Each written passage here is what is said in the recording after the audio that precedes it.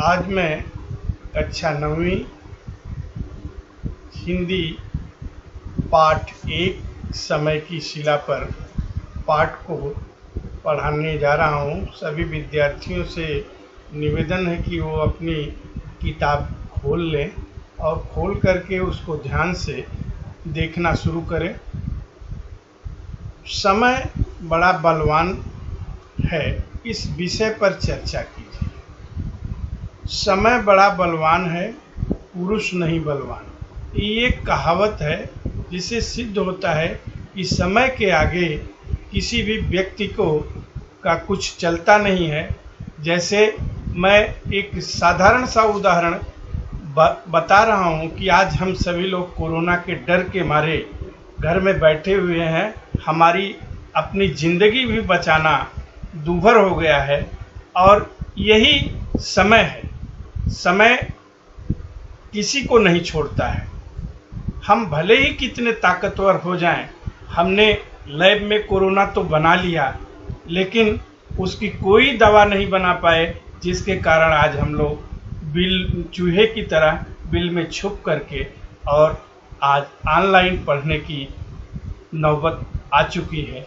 घर पे बैठ करके हम इस पाठ को पढ़ेंगे और इस समय बड़ा बलवान है, इस विषय का यही महत्व है। इसके लेखक इसके कवि शंभुनाथ सिंह जी हैं। इनका जन्म 17 जून 1916 रावतपारा देवरिया उत्तर प्रदेश में हुआ। मृत्यु 3 सितंबर 1991। परिचय: शंभुनाथ सिंह जी नवगीत परंपरा के शीर्ष प्रवर्तक, प्रगतिशील कवि के रूप में जाने जाते हैं। बहुमुखी प्रतिभा के धनी आप कहानीकार, समीक्षक, नाटककार और पुरातात्विकविद भी थे।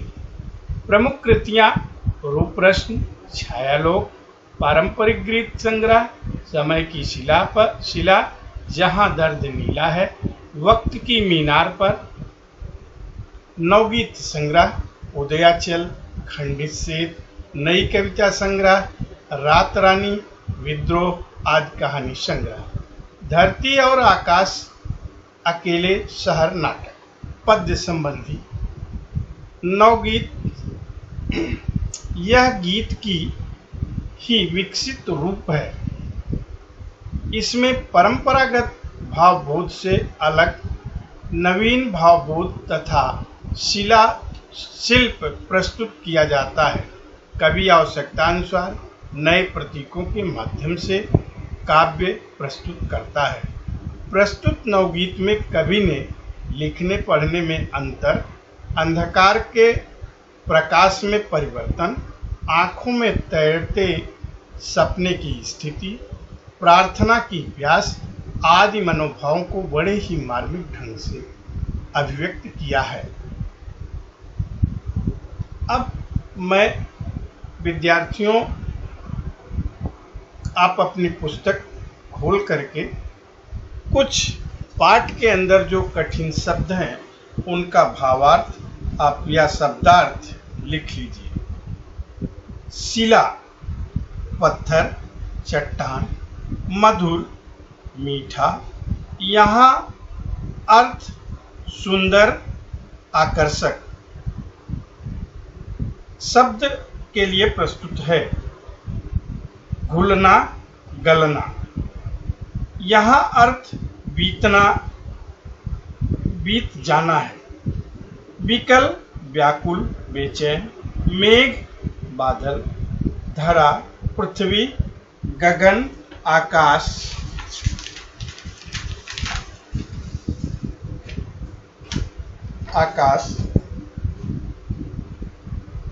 शलभ: पतंगा।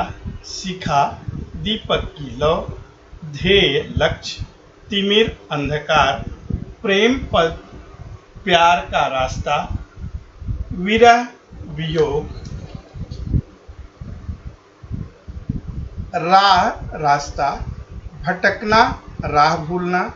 वंचना: ठगना, धोखा देना। चेतना: सावधान होना, होश में होना। आवरण, ढकना, छिपाना, ज्योत, प्रकाश, वर, पसंद, श्रृंखला, कड़ी, जंजीर, साधन, साधना, तपस्या।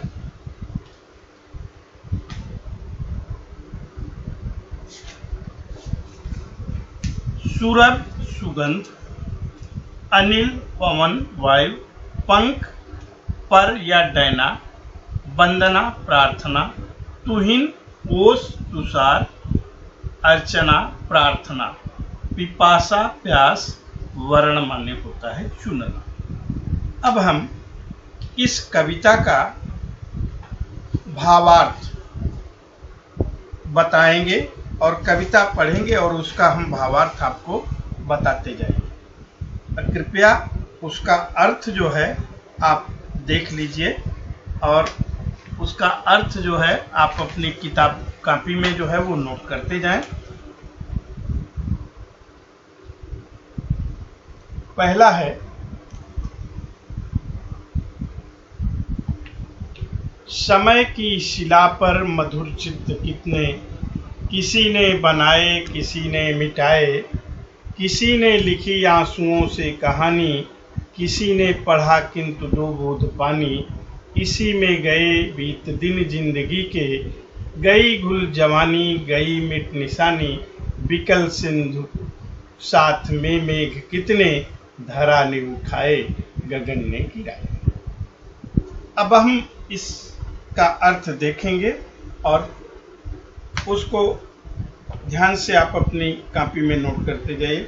कवि शंभूनाथ सिंह कहते हैं कि चित्रकार समय की शिला पर मधुर आकर्षक चित्र बनाते हैं, किंतु कुछ लोग उन चित्रों को मिटा देते हैं।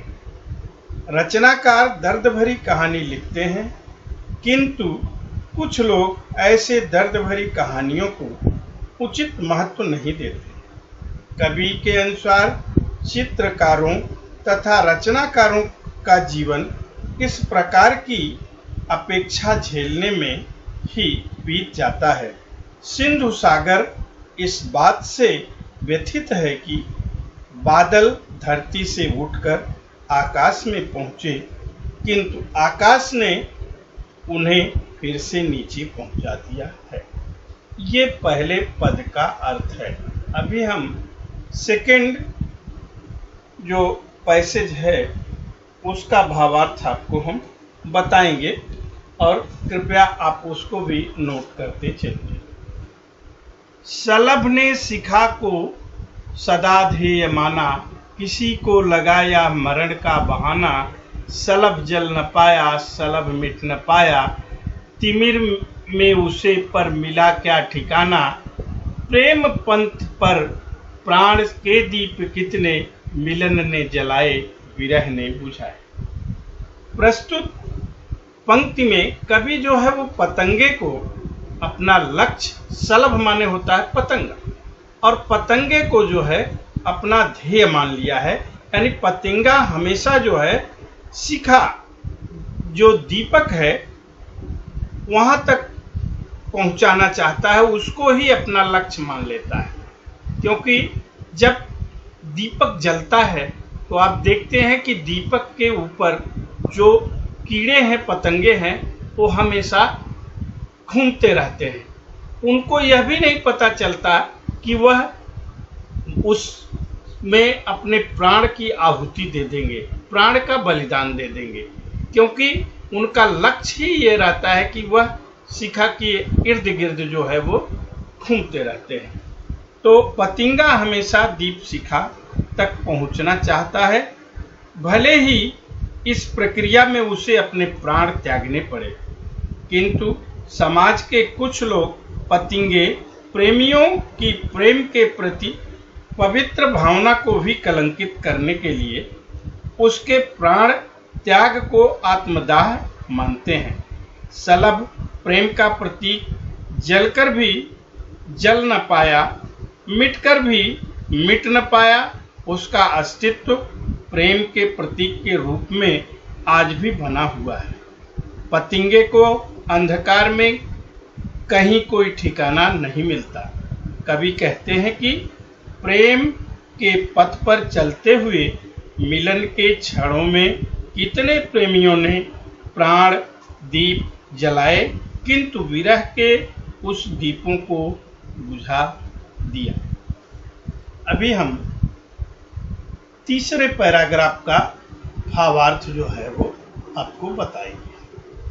लाइन है, भटकती हुई राह में वंचना की, रुकी शांत को जल जब लहर चेतना की, तिमिर आवरण ज्योतिकावर बना तब कि टूटी तभी श्रृंखला साधना की, नयन प्राण के रूप में स्वप्न कितने, निशा ने जगाए उषा ने मिटाए।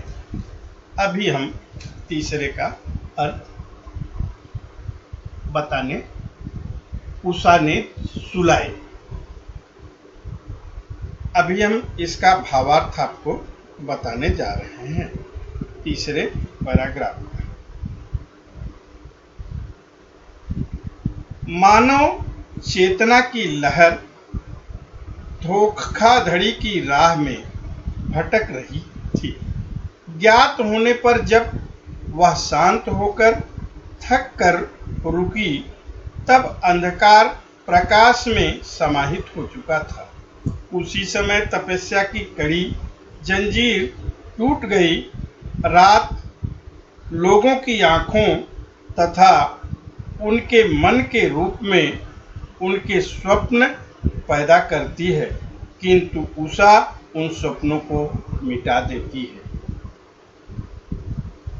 अब हम अगले पैराग्राफ, जो अंतिम पैराग्राफ है, उसका भावार्थ आपको बताएंगे। सुरभि की अनिल पंख पर मौन भाषा, उड़ी वंदना की जगी सुप्त आशा, तुहिन बिंदु बनकर बिखर पर गए स्वर, नहीं बुझ सकी अर्चना की पिपासा, किसी के चरण पर वर्ण फूल कितने, लता ने चढ़ाए लहर ने बुझाए। इसमें कवि शंभुनाथ सिंह कहते हैं कि सुगंधित वायु के पंखों पर सवार होकर पूजा की मौन भाषा उड़ चली, परिणाम स्वरूप कोई सोई हुई आशा जाग गई। स्वर ओस के कणों की तरह बिखर गए, जिससे पूजा की प्यास नहीं बुझ सकी।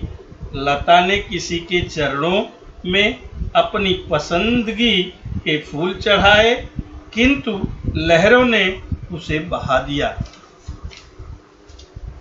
पाठ समाप्त हो गया। अभी आप इसको अपनी कॉपी में इसके अर्थ को लिख लीजिएगा।